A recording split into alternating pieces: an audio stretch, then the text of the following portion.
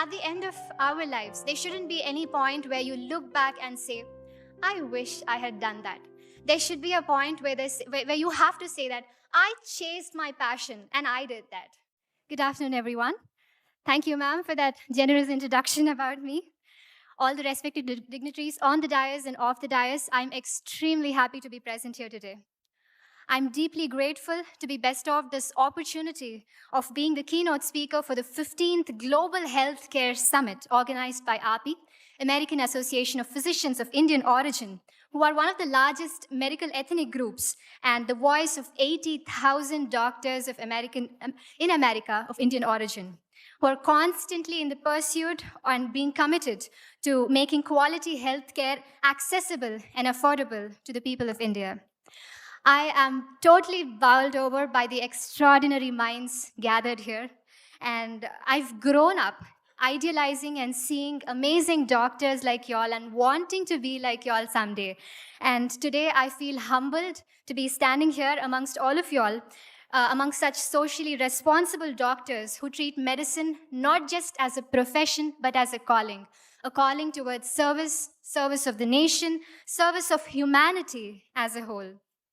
And also, to stand amongst these young doctors, young men and women who are gathered here, who will be the torch bearers and who will go on to offer a beacon of hope to the healthcare industry. Before I begin, I would like to take this opportunity to offer my gratitude and respect to each and every doctor who's been part of the COVID-19 pandemic, who's been working day in and day out as warriors and risking their own lives. Hats off to all of y'all, and thank you so much.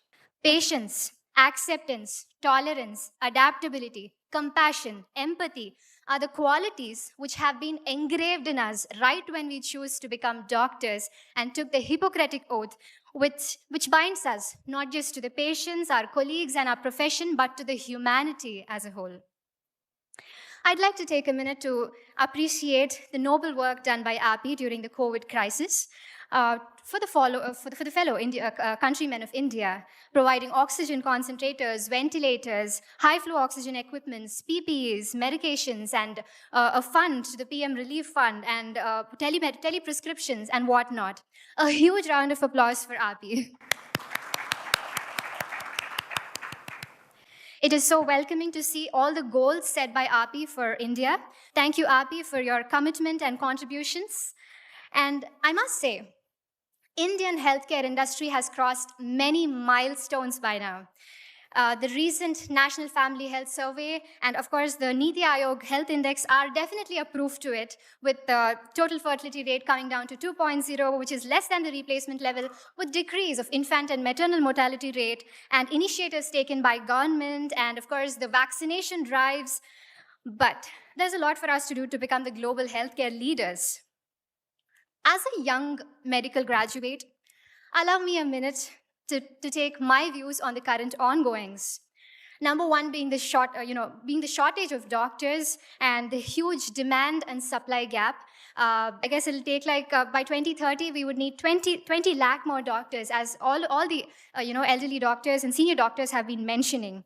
And of course, the gap, the continuous postponements of NEET PG and UG has created a huge gap with one academic year, with the loss of one academic year for one batch, and of course another batch being overworked up, doing more than 100 hours of COVID duties. Either we have to get a top rank or have a reservation or, be born to rich parents or, compromise on your branch. So this has been happening since a while. And despite financial hardships, a lot of youngsters of India, they prefer studying overseas as, not for the sake of money, but for the sake of better expertise. And of course, the violence against doctors, which is high right now. And we need more research-oriented programs and fellowships, more of them, which, in the US, which some of the fellowships which we are not even aware of here. But let me tell you, with necessary changes made, we, the youth, are ready to, contribute our best to the nation. And I'm sure with amazing doctors like y'all and we youngsters and API coming forward and the government coming forward, we are sure to see India as the #1 healthcare leader in the coming days. On a lighter note, prevention is better than cure is the topic of this summit, right? So we know that screening and early diagnosis are definitely doing great, but primordial and primary preventive measures and lifestyle changes are definitely are great steps towards stopping the non-communicable diseases, be it diabetes or heart disease or hypertension or any of it. I have a question for all of y'all. How many of y'all are into fitness? Any kind of fitness, walking, yoga, anything, swimming. That is great. That is wonderful. Wonderful to see so many doctors being fit, because it is only when doctors are fit that patients would be inspired to be more fit, right? It is so nice to see us looking smart in front of our patients. And of course, as doctors, we get to stand 8 to 10 hours a day, and we need strong back and strong leg to be standing for so many hours a day. So it is extremely important that we keep ourselves fit, right? And we keep talking about diet, nutrition, and fitness, but how many of us make time for our own selves is important here, because you doctors are the most precious people of our society, who are who would be treating millions of patients. So if you don't take care of yourself, then who will take care of the patients, right? So self-care, self-love, making time for yourself, for your own self, and being your own doctor is definitely the need of the hour right now. At least 10 to 20 minutes a day. I'm sure that's not a lot for us. We can definitely make more, more than that, actually. Creating a 10 to 20-minute capsule of exercises for all of us to stay fit. And, we all know this fact that health is wealth. And of course, the WHO, I'm a yoga practitioner, a certified yoga practitioner and trainer who's been training so many students and the Polis Academies in a lot of places. And what I realized while doing yoga is that it deals not just with the physical aspects, but also with the mental, physical, emotional, and psychological aspects, which perfectly fits into the WHO definition of health, which says health is physical, mental, emotional, and psychological well-being, and not merely absence of disease or illness. Introducing yoga or any sort of physical activity into the right from the childhood will develop a lifestyle habit and prevent them from having non-communicable diseases in their future. Not just that, it is also proved that waking up early in the morning and doing your exercises early in the morning has proved that those students are more productive and attentive. And of course, we would definitely want to look smart and more impressive and attractive, isn't it? Yes. Okay, let's keep our profession aside for a while. And let's talk about, I'm sure, behind your white coats, most of y'all are incredibly talented. Am I right? Okay. How many singers in the house? Wow, I see a lot of hands up. At least like bathroom singers, if you are. How many singers here? All are bathroom singers. Okay, how many dancers? Wow, I see a lot of hands up, right? So, hence proved that you all are incredibly talented behind your white coats. I'm called here to give a motivational talk, but I seem too young to motivate all of you all. But I think this is one of the points I'd really want to concentrate on, that I see amazing people, you could be swimmers, singers, dancers, poets, photographers, actors, bikers, and travelers, and whatnot. Why should profession, career and our passion be an either or option? All of us, here are doctors who are specialized into different fields, but what makes us unique is that balance, to be able to balance our passion and profession. Balancing your work and family, it is as important as balancing your passion and profession. So, balancing my profession and passion, I have been doing that for so many years so far. And I realized that passion helps us vent out our stress. Passion helps us in times of crisis. And passion makes life more beautiful than mechanized. I've been a Bharatanatyam artist and given over 2,000 performances for the past 20 years I've been performing. And I realized that it keeps me happy. It gives me joy. It keeps me going. And it is my companion during my hardships. And as ma'am mentioned, I've had this opportunity of performing in front of numerous legends, and one of my favorite being Dr. APJ Abdul Kalam sir. So during one of the conferences, Dr. APJ Abdul Kalam sir has been to my college, and it was an OSMECON conference in 2013, and I got the opportunity to perform in front of him. And what he said on that day about, after seeing my performance is something which is like a message for my life and all of us as well. He said, when art and medicine join together, you create a good human being. Not only you can treat people, you can treat with compassion.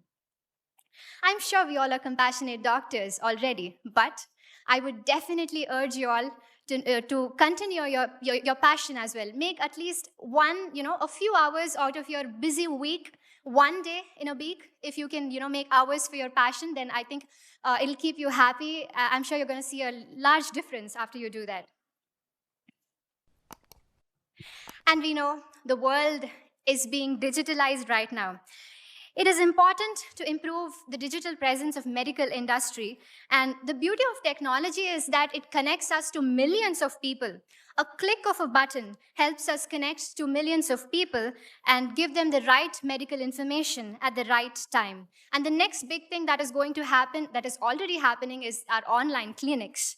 But there are definitely pros and cons for everything. This, the pros we already know, but the disadvantages being that, some of the quacks may utilize this opportunity to give wrong information and wrong treatment, which I think with some kind of regulations from the government, we can definitely curtail that. And I also remember Dr. APJ Abdul Kalam sir saying this, that during the conference itself, he encouraged both medical students and engineers to collaborate together. And we have created a program called MedTech, where both of them come together and exhibit their medical models. The engineers come forward and exhibit their medical models. I think it's a great and amazing initiative. Well, for us youngsters, I see some young people here. Online presence has a totally different meaning. For us, online presence means Instagram, Facebook, right? Snap. So how many of your youngsters are on Instagram? All of us, even I am on Instagram, right? And I'm sure like all the senior doctors present here, we are all on Facebook. But I'd like to highlight that there is a difference. There is a huge difference between making your presence online, the difference between just browsing your social media and socializing, and you being the enlightening factor for people around you who are watching you online. There is a huge difference between both of these. All of us youngsters here, when it comes to online presence, I think it is important that we look beyond browsing the celebrity lives and become an inspiration by ourselves, and become a motivating factor for everybody who's watching you online, right? And to be able to be successful, the only key is to utilize your time properly and your opportunities properly, to dream big, have a vision, and to execute that vision with a discipline and have a positive outlook towards your life. Believe in the supreme power and believe in your own self.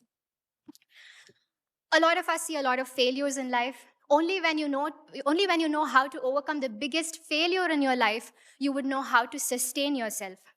I was the All India's Best Cadet of NCC, honored by the Prime Minister and President of India.